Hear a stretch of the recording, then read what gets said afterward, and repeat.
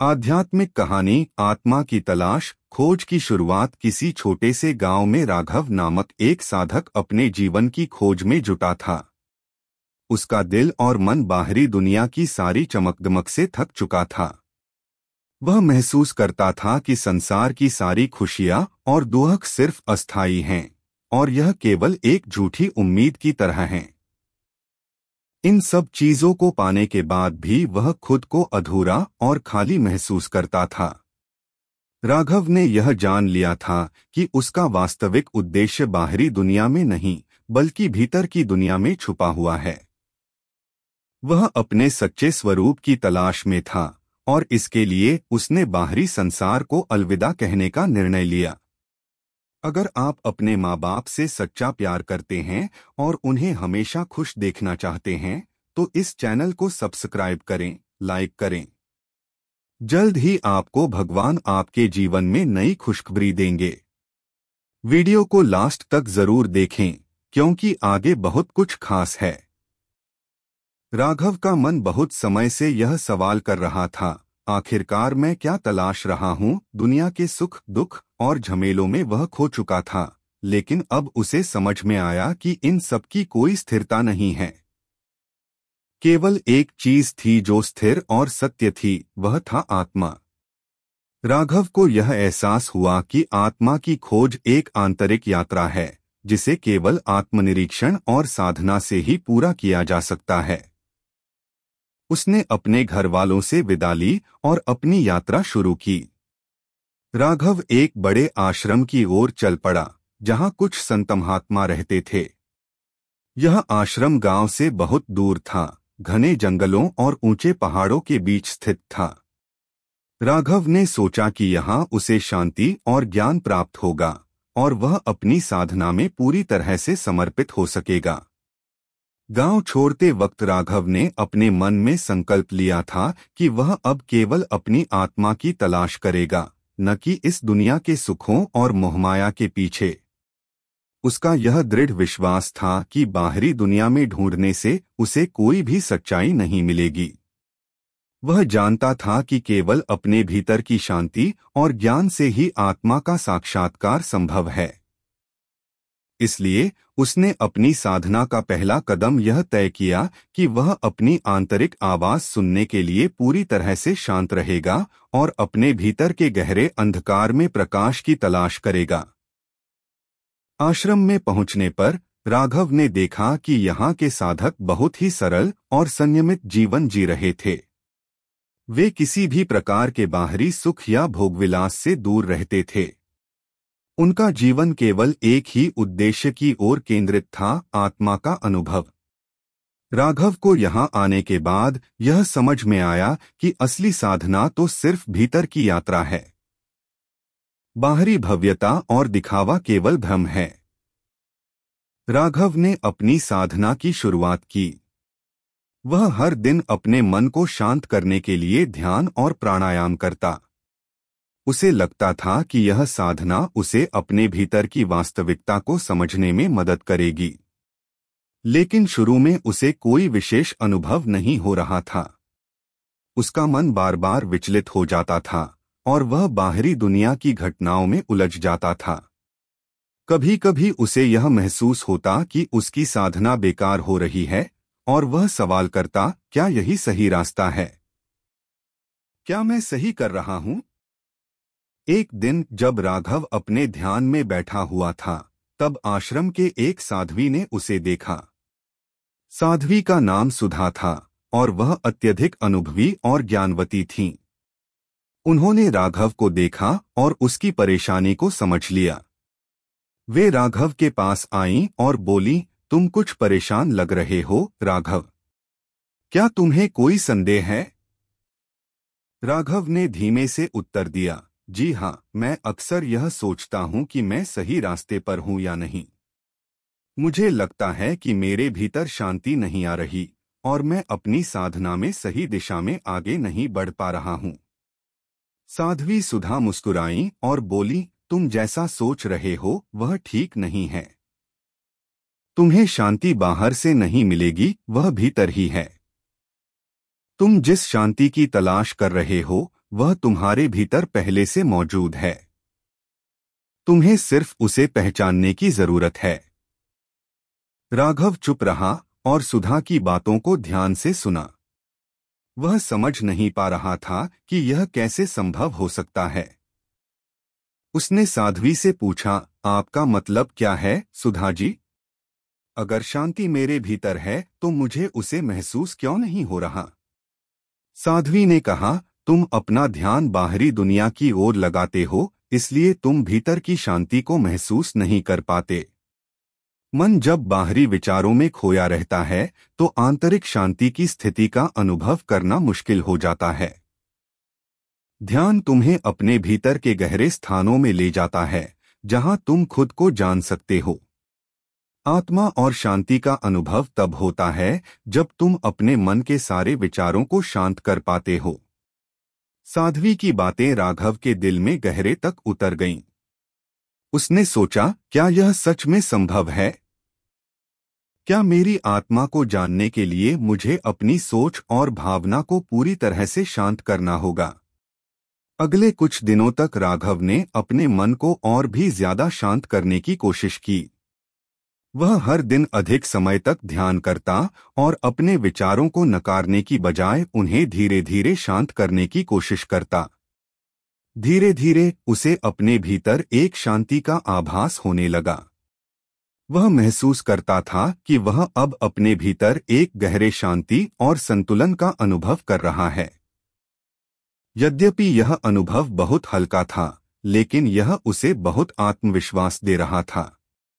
अब राघव समझने लगा था कि आत्मा की तलाश बाहरी दुनिया में नहीं, बल्कि भीतर की यात्रा में है। उसका मन धीरे धीरे शांत हो रहा था और वह जानने लगा था कि इस साधना के मार्ग में वह सही दिशा में चल रहा था। अब उसके लिए यह समझना सरल हो गया था कि आत्मा के साक्षात्कार के लिए केवल आत्मनिरीक्षण और ध्यान की आवश्यकता है, न कि किसी बाहरी सहायता की। वह बाहरी संसार की सीमाओं को पार करके अपनी आंतरिक शांति की खोज में जुट जाता है। वह जानने लगता है कि सच्चे आत्मा का अनुभव केवल मन को शांत करके ही संभव है और उसे इस अनुभव की तलाश में आगे बढ़ने के लिए पूरी तरह समर्पित हो जाता है। भीतर की शांति की खोज राघव की साधना का सफर जारी था, लेकिन उसका मन अब भी भटकता था। आश्रम में रहकर वह हर दिन ध्यान और साधना में समय देता, फिर भी कभी कभी उसे यह महसूस होता कि वह पूरी तरह से शांत नहीं हो पा रहा। उसे लगता था कि भीतर का शोर कभी थमता ही नहीं और उसके विचार हमेशा उसे विचलित करते रहते। राघव अब इस निष्कर्ष पर पहुंच चुका था कि आत्मा की खोज आसान नहीं है। यह एक गहरी आंतरिक यात्रा है जो न केवल ध्यान और साधना से बल्कि मन के भ्रमों को भी पार करने से संभव है। एक दिन राघव अपने ध्यान के बाद एक स्थान पर बैठा हुआ था और सोच रहा था कि उसका मन क्यों नहीं शांत हो पा रहा। तभी आश्रम में एक साध्वी आईं, जिनका नाम सुधा था। वे राघव के पास आईं और मुस्कुराते हुए बोली, राघव, तुम परेशान लग रहे हो। क्या तुम मुझसे कुछ साझा करना चाहते हो? राघव ने सिर झुकाया और धीरे से कहा, सुधा जी, मैं बहुत कोशिश कर रहा हूँ। दिन रात साधना कर रहा हूँ, ध्यान करता हूँ, लेकिन मुझे वह शांति महसूस नहीं हो रही जो मुझे चाहिए। यह मन का शोर कभी खत्म नहीं होता। मैं जानता हूँ कि मुझे आत्मा का अनुभव करना है, लेकिन मुझे लगता है कि कुछ कमी है। क्या आप मुझे मार्गदर्शन कर सकती हैं? सुधा ने राघव की बातों को ध्यान से सुना और कहा, राघव, तुम सही जगह पर हो, लेकिन शांति के अनुभव को समझने के लिए सबसे पहले तुम्हें अपने भीतर के भ्रम को पहचानना होगा। तुम बार बार सोचते हो कि तुम्हें एक विशेष शांति मिलनी चाहिए, लेकिन तुम शायद यह भूल जाते हो कि शांति का अनुभव सिर्फ बाहरी दुनिया से नहीं आता। शांति का स्रोत तुम्हारे भीतर ही है और वह केवल तब प्रकट होती है जब तुम अपने मन के तमाम विचारों को शांत कर पाते हो। राघव ने चुपचाप सुधा की बातों को सुना, फिर बोला, लेकिन यह मन बहुत चंचल है। जब तक मुझे कोई बाहरी आभास नहीं होता, तब तक मुझे विश्वास नहीं होता कि मैं सही रास्ते पर हूँ। सुधा ने उसकी आंखों में देखा और धीरे से बोली, राघव, तुम्हें यह समझना होगा कि शांति और आत्मा की खोज किसी बाहरी आभास पर निर्भर नहीं होती। तुम्हारे भीतर पहले से सब कुछ है, तुम बस उसे पहचानने के लिए तैयार हो जाओ। सुधा की बातें राघव के दिल में गहरे तक उतर गईं। उसे महसूस हुआ कि वह बाहरी आभासों के पीछे भाग रहा था, जबकि असली शांति तो उसकी अपनी आत्मा में पहले से ही मौजूद थी। उसे अब यह समझ में आ रहा था कि शांति को बाहरी दुनिया से नहीं, बल्कि भीतर से महसूस करना होगा। राघव ने अगले कुछ दिन और अधिक आत्मनिरीक्षण और ध्यान में बिताए। वह एकदम शांत होकर बैठता, अपने भीतर की आवाजों को सुनने की कोशिश करता और अपने विचारों को धीरे धीरे एक एक करके छोड़ता जाता। उसने महसूस किया कि जब वह अपने भीतर के विचारों से परे हो जाता, तो उसकी आत्मा के एक गहरे स्थान से एक अद्भुत शांति का आभास होने लगता। हालांकि वह पूरी तरह से इस अनुभव में डूब नहीं सका था, लेकिन अब उसे यह समझने में देर नहीं लगी कि शांति किसी विशेष अनुभव का नाम नहीं, बल्कि एक स्थायी स्थिति है जो भीतर ही बैठी रहती है, और हमें उसे पहचानने के लिए अपने मन को शांत करना होता है। राघव के जीवन में एक बदलाव आ रहा था। पहले की तुलना में अब उसका मन थोड़ा शांत होने लगा था और वह अपने भीतर की गहरी शांति को महसूस करने लगा था। लेकिन फिर भी उसे यह सवाल सता रहा था कि क्या यही शांति असली आत्मा का अनुभव है, या फिर यह बस कोई और एहसास है। वह अब भी कंफ्यूज था और उसे लगता था कि शायद यह सब एक भ्रम हो। एक दिन राघव अपने ध्यान के बाद समाधि अवस्था में था। उसे एक हल्की सी ध्वनि सुनाई दी और उसने आंखें खोलीं। सामने सुधा खड़ी थीं। वह मुस्कुराते हुए बोली, राघव, तुम अब धीरे धीरे अपने भीतर की शांति को महसूस कर पा रहे हो। तुम सही रास्ते पर हो, लेकिन अब तुम्हें यह जानने की आवश्यकता है कि शांति का असली रूप क्या है। राघव ने पूछा, सुधा जी, मैं पूरी तरह से शांति को नहीं समझ पा रहा हूँ। क्या आप मुझे यह समझा सकती हैं कि शांति का असली रूप क्या है? सुधा ने अपनी आंखें बंद की और गहरी सांस ली, फिर बोली, शांति एक स्थिरता है, एक ऐसी स्थिति जहां मन और शरीर दोनों पूरी तरह से संतुलित होते हैं। यह किसी बाहरी घटना या परिस्थिति से जुड़ी हुई नहीं होती। असली शांति का अनुभव तभी होता है जब तुम्हारा मन अपनी सारी इच्छाओं और इच्छाओं से मुक्त हो जाता है। यह तब होता है जब तुम अपने भीतर की गहराई में उतरते हो और अपने वास्तविक स्वरूप को पहचानते हो।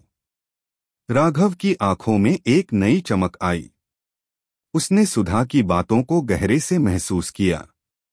उसे अब यह समझ में आने लगा था कि आत्मा का वास्तविक अनुभव बाहरी संसार से नहीं, बल्कि भीतर के शांत और स्थिर अवस्था से आता है। उसने अब अपने ध्यान को और अधिक गहरे स्तर पर ध्यान केंद्रित किया और अपने मन के विकारों से मुक्ति पाने की कोशिश की। कुछ समय बाद राघव को एक दिन अपने भीतर एक गहरे शांति का एहसास हुआ। वह एक ऐसे अनुभव में डूबा हुआ था जहां हर विचार, हर भावना और हर चिंता धुंधली सी हो गई थी। उसे अब यह समझ में आ गया कि यह शांति एक स्थायी स्थिति है और वह उसे भीतर से महसूस कर सकता था। यह शांति कोई बाहरी आभास नहीं था, बल्कि यह उसकी आत्मा का एक गहरा और अदृश्य रूप था। राघव अब जान चुका था कि आत्मा की तलाश बाहरी दुनिया में नहीं, बल्कि भीतर के गहरे स्थानों में है। इस खोज में उसे शांति और संतुलन की अनुभूति हो रही थी और वह अपनी यात्रा पर अधिक दृढ़ नायक की तरह बढ़ने लगा था। अब राघव की यात्रा को और गहरा करता है, जहां वह अपने मन की चंचलता को पहचानते हुए भीतर की शांति को महसूस करने में सफल होता है। उसे अब यह समझ में आता है कि शांति केवल एक आंतरिक अनुभव है और वह अपनी साधना के माध्यम से इसे पहचान सकता है। आत्मा का आभास। राघव ने अब अपने साधना के रास्ते पर एक नया मोड़ देखा। पहले की तुलना में अब वह ज्यादा संयमित और शांत महसूस करने लगा था, लेकिन उसके भीतर अभी भी कुछ ऐसा था जिसे वह पूरी तरह से समझ नहीं पा रहा था। वह अब भी यह सोचता था कि क्या यही शांति वास्तव में आत्मा का अनुभव है या यह केवल मन की कोई हलचल है। वह जानता था कि आत्मा का अनुभव किसी बाहरी चीज से नहीं हो सकता। आत्मा के अनुभव के लिए उसे अपनी आत्मा की गहराई में उतरना होगा। लेकिन फिर भी उसका मन बार बार उसे भ्रमित करता और उसे लगता कि वह सही दिशा में नहीं बढ़ रहा है। एक दिन जब राघव सुबह सुबह ध्यान में बैठा था, उसके मन में एक गहरी आवाज गूंज उठी, क्या तुम सचमुच अपनी आत्मा को जान पाए हो? यह आवाज बाहर से नहीं बल्कि उसके भीतर से आ रही थी। पहले तो राघव चौंका, लेकिन फिर उसने अपने भीतर गहरे उतरने की कोशिश की। धीरे धीरे उसकी सोच शांत हो गई और वह अपने भीतर के एक गहरे अंधकार में प्रवेश करने लगा।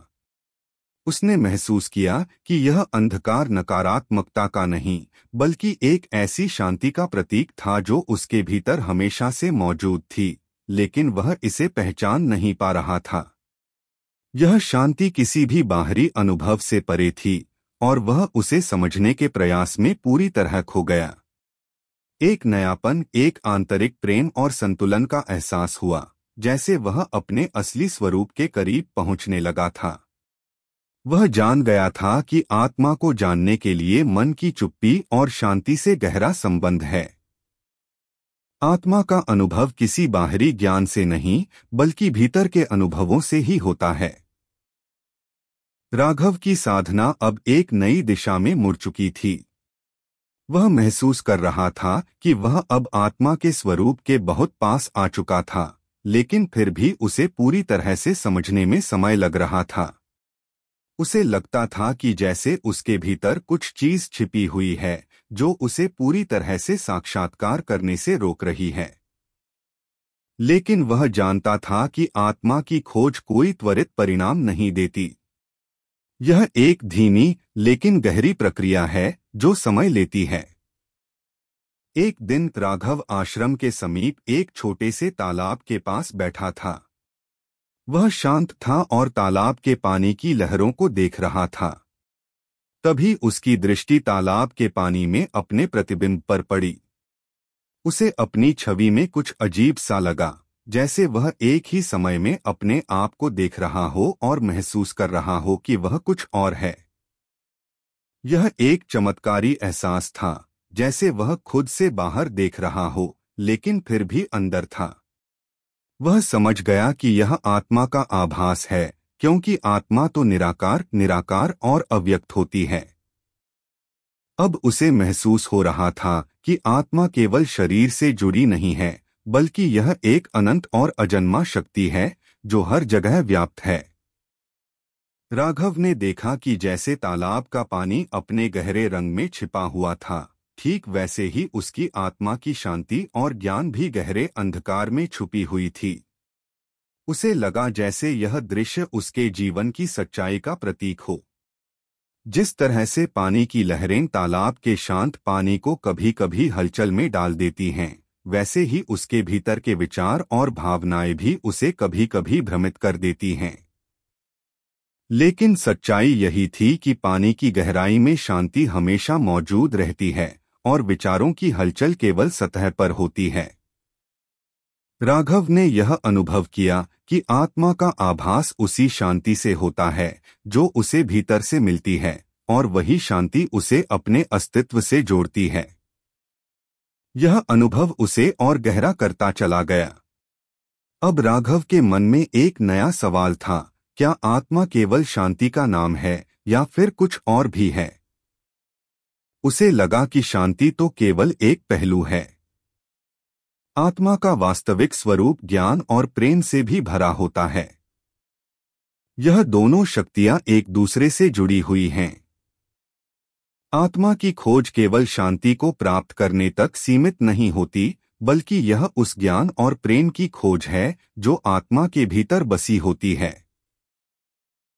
जब आत्मा के साथ साक्षात्कार होता है तो केवल शांति ही नहीं बल्कि एक गहरी समझ और अंतर्निहित प्रेम का एहसास भी होता है।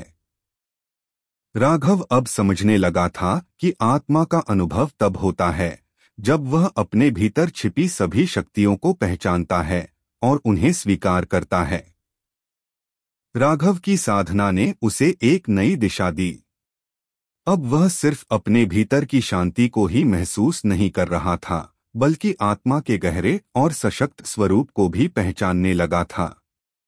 उसे यह समझ में आ गया कि आत्मा के रूप में केवल शांति ही नहीं है बल्कि यह एक अनंत और अव्यक्त प्रेम और ज्ञान का स्रोत है जो उसे अपने अस्तित्व से जोड़ता है। वह अब आत्मा की खोज में पूरी तरह समर्पित हो चुका था और उसे यकीन था कि एक दिन वह अपनी आत्मा के सच्चे स्वरूप से पूरी तरह साक्षात्कार कर पाएगा। राघव की यात्रा अब और गहरी हो चुकी थी। वह जानता था कि यह यात्रा अभी खत्म नहीं हुई थी, यह केवल शुरुआत थी। आत्मा की खोज एक निरंतर चलने वाली प्रक्रिया है और वह अब पूरी तरह से इस प्रक्रिया में समर्पित था। उसके भीतर एक गहरी संतुष्टि और आंतरिक शांति का आभास था और वह जानता था कि एक दिन उसे अपनी आत्मा का पूर्ण आभास होगा और तब उसकी यात्रा पूर्ण होगी। राघव को आत्मा के वास्तविक स्वरूप का अनुभव होता है। वह समझता है कि आत्मा केवल शांति नहीं बल्कि ज्ञान और प्रेम का स्रोत भी है। अब वह आत्मा की खोज में पूरी तरह समर्पित है और जानता है कि यह यात्रा उसके जीवन का सबसे गहरा और सच्चा अनुभव है। आत्मा की अनमोल पहचान राघव की साधना अब गहरी हो चुकी थी। उसने समझ लिया था कि आत्मा की खोज केवल एक आध्यात्मिक यात्रा नहीं बल्कि जीवन की पूरी संपूर्णता को समझने की प्रक्रिया है।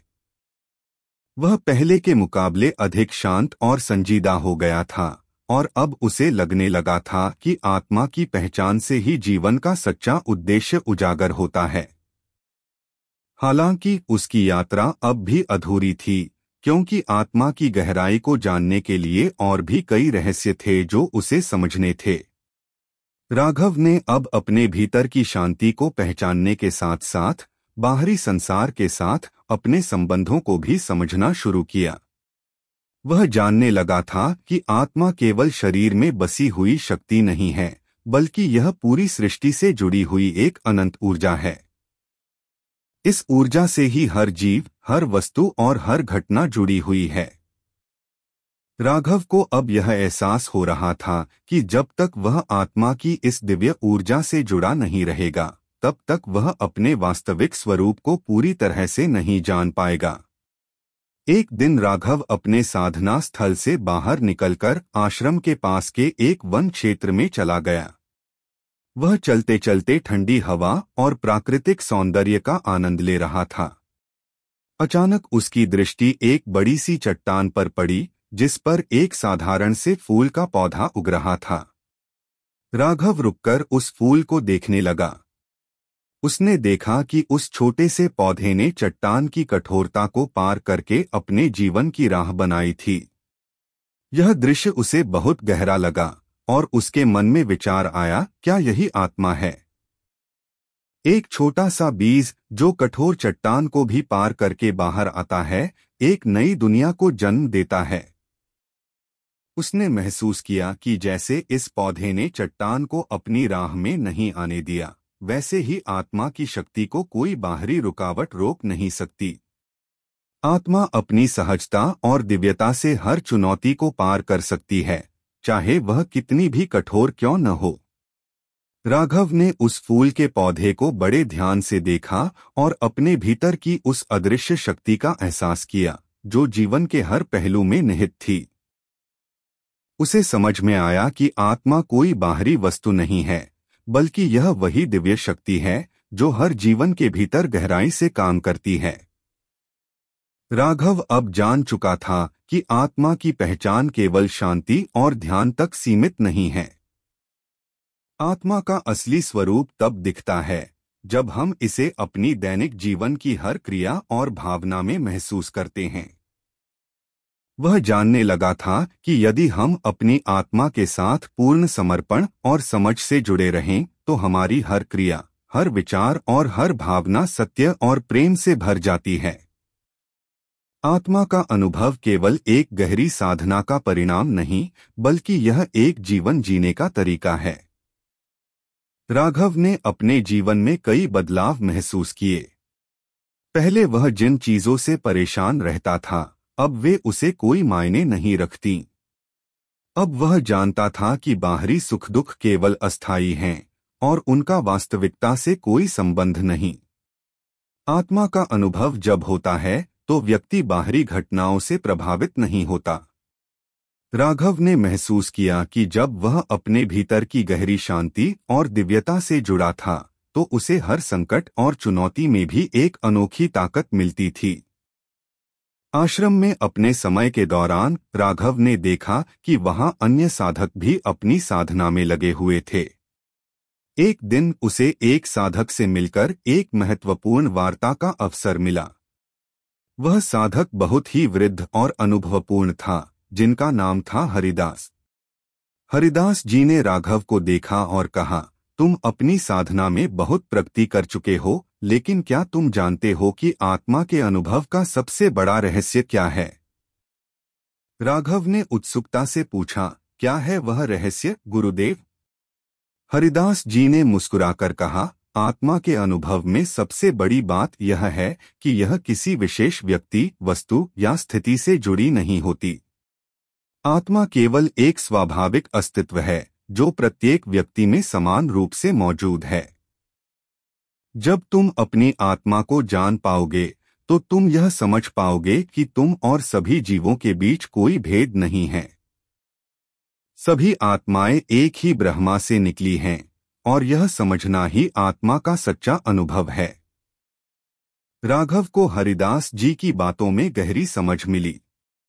उसने यह महसूस किया कि आत्मा का वास्तविक अनुभव तब होता है जब हम अपनी व्यक्तिगत पहचान को छोड़कर समग्र ब्रह्मा के साथ एकाकार होते हैं। जब वह यह समझता है कि वह और समस्त सृष्टि एक ही अदृश्य शक्ति से उत्पन्न है तो उसे आत्मा के वास्तविक रूप का एहसास होता है। वह अब समझने लगा था कि आत्मा का अनुभव सिर्फ व्यक्ति के भीतर नहीं, बल्कि हर एक चीज में है, हर जीव, हर वस्तु, हर प्रकृति में। राघव की साधना अब पूरी तरह से एक नए आयाम में पहुंच चुकी थी। वह हर क्षण में आत्मा के अनुभव को महसूस कर रहा था। उसे अब यह समझ में आ चुका था कि आत्मा एक अव्यक्त शक्ति है जो केवल शांति और ध्यान से ही नहीं, बल्कि हमारे हर कार्य और हर विचार में छिपी रहती है। अब उसका जीवन केवल एक साधना नहीं, बल्कि एक निरंतर अनुभव बन चुका था। राघव ने एक दिन अपने साधना स्थान पर बैठकर अपने जीवन की यात्रा को समझा।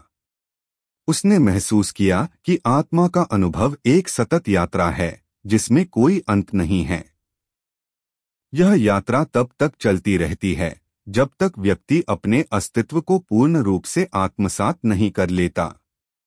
और यही आत्मा की अनमोल पहचान है।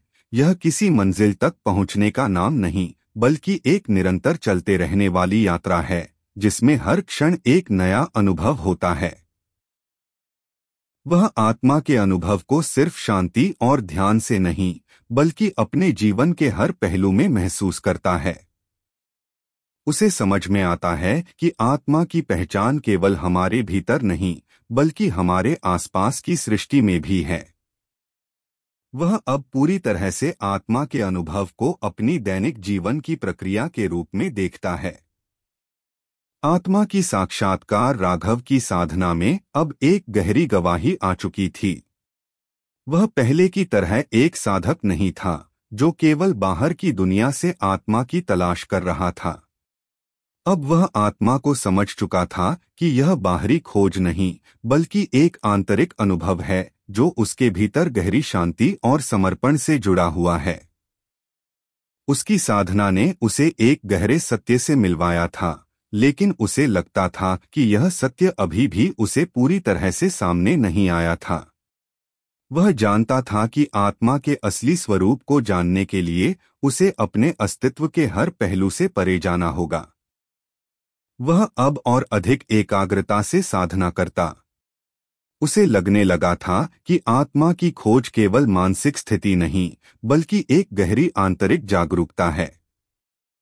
जब वह भीतर की गहराई में जाता तो उसे शांति का एहसास होता, लेकिन वह जानता था कि शांति और साधना की इस अवस्था में और भी कुछ रहस्यमय है जो उसे जानना बाकी था। एक दिन राघव आश्रम के बाहरी हिस्से में एक नदी के किनारे बैठा था। नदी का बहाव बहुत शांत था, लेकिन उसमें लहरों की हलचल भी थी। उसकी दृष्टि पानी की लहरों पर थी। उसने सोचा, क्या आत्मा भी इन लहरों की तरह है? बाहरी घटनाएं, शारीरिक और मानसिक हलचलें उसे प्रभावित करती हैं, लेकिन भीतर की गहराई में वह हमेशा शांत रहती है। यह विचार उसके मन में गहरे तक समा गया। तभी वह एक वृद्ध साधु से मिला, जिनका नाम था बाबा रामनाथ। बाबा रामनाथ कई वर्षों से साधना कर रहे थे और उनका रूप बहुत ही शांत और दिव्य था। वह राघव के पास आए और धीरे से बोले, तुम बहुत समय से साधना कर रहे हो, लेकिन क्या तुमने अपने भीतर की सच्चाई को समझा है? राघव ने सिर झुकाया और कहा, मैं जानता हूं कि आत्मा एक गहरी और अदृश्य शक्ति है, लेकिन मुझे लगता है कि मैं अभी भी पूरी तरह से इसे समझ नहीं पा रहा हूं। क्या आप मुझे मार्गदर्शन दे सकते हैं? बाबा रामनाथ मुस्कुराए और बोले, राघव, आत्मा कोई परे जाने वाली चीज नहीं है। वह तुमसे अलग नहीं है।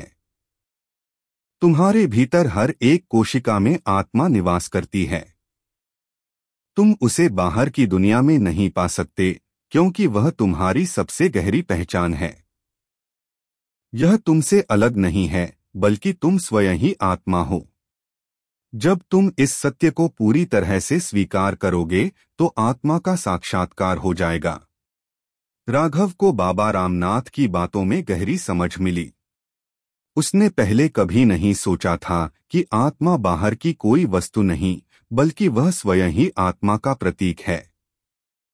वह यह महसूस करने लगा कि आत्मा का अनुभव बाहरी परिस्थितियों और साधना से नहीं, बल्कि स्वयं को जानने से होता है।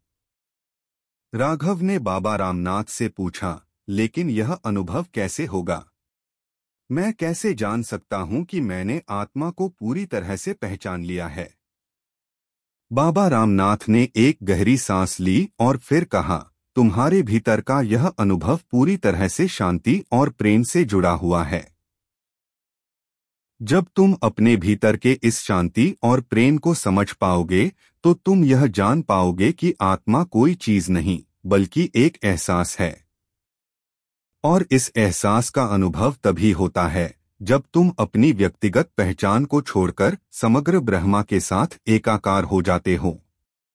राघव को बाबा रामनाथ की बातों में एक गहरी समझ मिली। उसे अब यह एहसास हुआ कि आत्मा का साक्षात्कार बाहरी साधना से नहीं, बल्कि आंतरिक अनुभव से होता है। यह अनुभव तब होता है जब हम अपने भीतर की शांति और प्रेम को समझते हैं और जानते हैं कि हम स्वयं ही आत्मा हैं। यह सत्य राघव के भीतर गहरे तक समा गया और उसे लगा जैसे उसने अब आत्मा को महसूस किया हो। राघव की साधना अब एक नए स्तर पर पहुंच चुकी थी। वह अब भीतर की शांति और प्रेम से जुड़ा हुआ था। उसकी सोच और कार्यों में अब आत्मा का आभास था। वह पहले की तरह बाहरी दुनिया में आत्मा की तलाश नहीं कर रहा था, क्योंकि अब उसे समझ में आ गया था कि आत्मा उसकी अपनी पहचान है।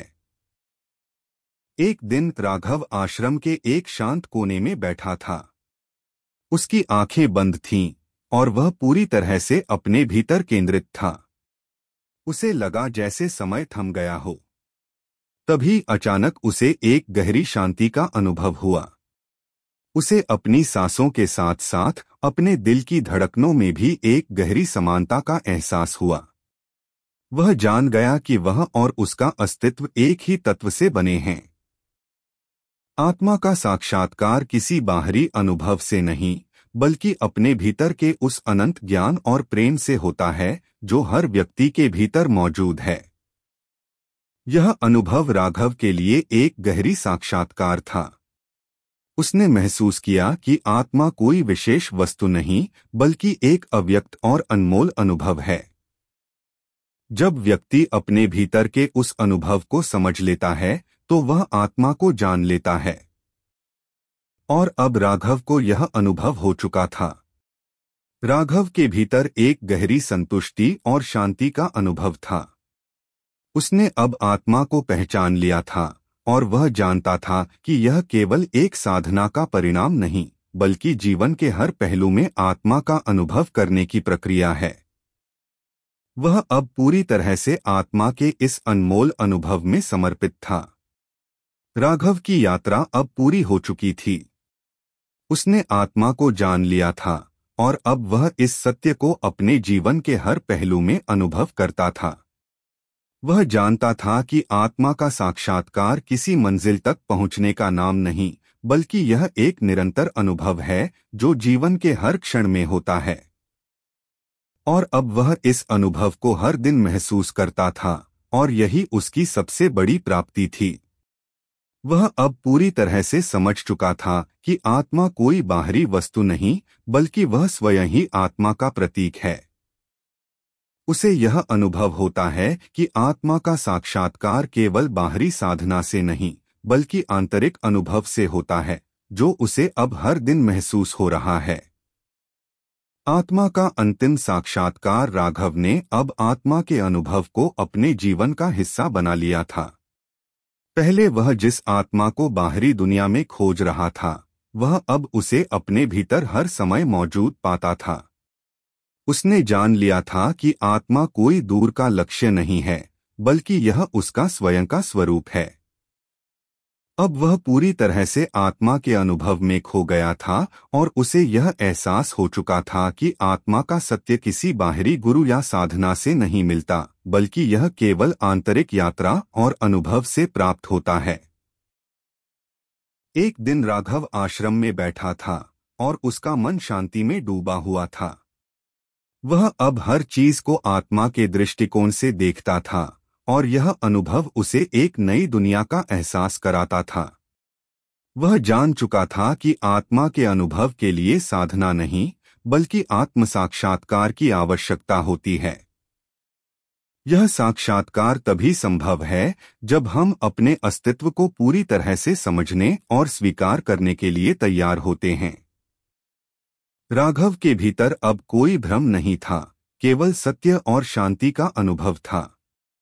राघव ने एक दिन बाबा रामनाथ से पूछा, गुरुदेव, अब मुझे यह समझ में आ गया है कि आत्मा के अनुभव को जानने के लिए केवल साधना नहीं, बल्कि एक गहरी आंतरिक जागरूकता की आवश्यकता है। लेकिन क्या आत्मा का साक्षात्कार सच्चे तौर पर हमारी अंतिम यात्रा है? क्या यही आत्मा की खोज का अंत है? बाबा रामनाथ मुस्कुराए और धीरे से बोले, राघव, यह तो केवल शुरुआत है। आत्मा का साक्षात्कार कोई अंतिम यात्रा नहीं है, बल्कि यह तो एक अनंत यात्रा है। जब तुम आत्मा को पूरी तरह से जान लेते हो तो तुम समझ पाते हो कि तुम स्वयं ब्रह्मा के अंश हो।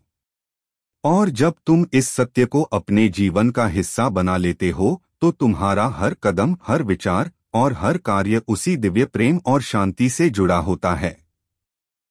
आत्मा का साक्षात्कार केवल एक क्षण का एहसास नहीं है, बल्कि यह जीवन की हर स्थिति में एक निरंतर जागरूकता है।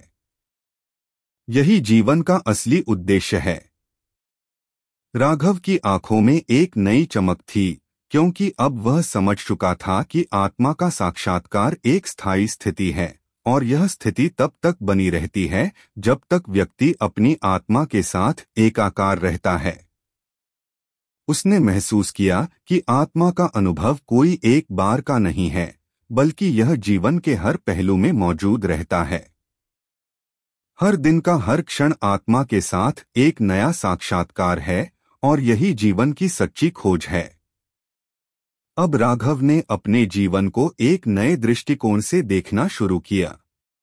वह अब किसी बाहरी सफलता, पहचान या लक्ष्यों का पीछा नहीं कर रहा था, बल्कि उसे यह समझ में आ चुका था कि आत्मा के अनुभव का कोई लक्ष्य नहीं होता। आत्मा का अनुभव केवल एक जागरूकता है जो हर क्षण हमें अपने भीतर की दिव्यता से जोड़ती है। राघव ने यह समझ लिया था कि आत्मा का अनुभव बाहरी दुनिया से नहीं बल्कि भीतर से आता है। जब हम अपनी आत्मा को पहचान लेते हैं तो हमारे भीतर एक अनमोल शांति और प्रेम का एहसास होता है जो हमें पूरी सृष्टि से जोड़ता है। राघव की यात्रा अब पूरी तरह से आंतरिक हो चुकी थी। वह पहले जिस बाहरी दुनिया में अपने आत्मा के खोज में था, अब वह जान चुका था कि आत्मा का अनुभव भीतर से होता है। उसने महसूस किया कि आत्मा का साक्षात्कार किसी व्यक्तिगत उपलब्धि से नहीं जुड़ा होता, बल्कि यह पूरे ब्रह्मांड की सच्चाई का हिस्सा है। जब व्यक्ति अपनी आत्मा को पहचानता है तो वह समझता है कि वह केवल एक व्यक्ति नहीं है, बल्कि वह समग्र ब्रह्मा का अंश है। यही सच्चा आत्म साक्षात्कार है। एक दिन राघव आश्रम के एक कोने में बैठा ध्यान कर रहा था। उसकी आंखें बंद थीं और वह पूरी तरह से अपने भीतर समाहित था। अचानक उसके मन में एक हल्का सा आभास हुआ, जैसे उसे अपने अस्तित्व के हर पहलू का गहरा साक्षात्कार हुआ हो। उसे लगा कि वह और समस्त ब्रह्मा एक ही शरण में समाहित हैं। अब उसे कोई द्वंद्व नहीं था, कोई प्रश्न नहीं था। वह पूर्णता के अनुभव में खो गया था। यह अनुभव उसे असीम शांति, आनंद और प्रेम से भर दिया था। राघव को समझ में आ गया था कि आत्मा का अनुभव केवल एक आंतरिक यात्रा है जिसमें कोई मंजिल नहीं होती। यह अनुभव तब तक चलता रहता है जब तक व्यक्ति अपने सच्चे स्वरूप को पूरी तरह से पहचान नहीं लेता। राघव ने अपने अनुभव को जीवन के हर पहलू में महसूस किया। वह अब हर व्यक्ति में, हर वस्तु में और हर स्थिति में आत्मा का आभास करता था। उसे अब यह समझ में आ गया था कि आत्मा का साक्षात्कार किसी विशेष समय या स्थान का परिणाम नहीं है, बल्कि यह जीवन के हर पल में उपलब्ध होता है। आत्मा का अनुभव एक निरंतरता है जो हमारे भीतर और हमारे चारों ओर मौजूद है। अब राघव का जीवन पूरी तरह से बदल चुका था। वह किसी विशेष साधना या लक्ष्य के पीछे नहीं दौड़ रहा था।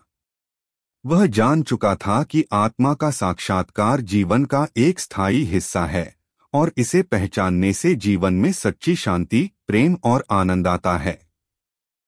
उसने समझा कि आत्मा के साथ समर्पण और जागरूकता से जीना ही जीवन का असली उद्देश्य है। राघव अब पूरी तरह से आत्मा के साक्षात्कार में खो गया था और वह जानता था कि यह यात्रा अब समाप्त नहीं होगी। यह एक अनंत यात्रा है जो जीवन के हर पहलू में उसे एक नए अनुभव से जोड़ती है। आत्मा के साक्षात्कार से ही जीवन का वास्तविक अर्थ खुलता है और यही आत्मा की सच्ची पहचान है। इस अंतिम भाग में राघव को आत्मा का पूर्ण साक्षात्कार होता है। वह अब पूरी तरह से जान चुका है कि आत्मा का अनुभव कोई एक बार का नहीं है, बल्कि यह जीवन के हर पहलू में निरंतर उपस्थित रहता है। वह आत्मा को अपने जीवन का हिस्सा मानता है और इसे हर क्षण में अनुभव करता है। यह आत्मा का साक्षात्कार उसे एक गहरी शांति, प्रेम और दिव्यता का एहसास कराता है और वह अब पूरी तरह से आत्मा के अनमोल सत्य से जुड़ा हुआ है। अगर आपको हमारे वीडियो पसंद आए तो चैनल को सब्सक्राइब जरूर करें, लाइक करें और अपने विचार कमेंट में साझा करें। आपका सपोर्ट हमें और बेहतर कंटेंट बनाने की प्रेरणा देता है। धन्यवाद।